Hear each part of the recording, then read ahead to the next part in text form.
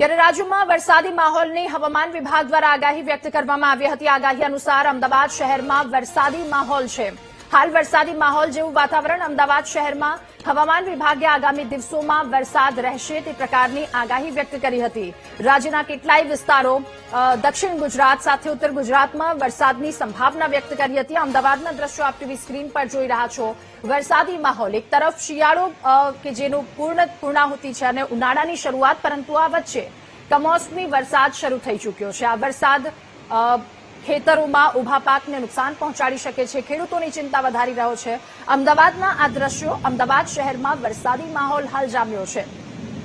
ત્યારે હવામાન વિભાગે આગાહી વ્યક્ત કરી હતી। આગામી દિવસોમાં વરસાદ વરસવાની સંભાવના તેમણે વ્યક્ત કરી હતી। અલગ અલગ વિસ્તારોમાં વરસાદનું વાતાવરણ રહેશે। ત્યારે કમોસમી વરસાદ કે જેણે લોકોની ચિંતામાં હવે વધારો કર્યો છે,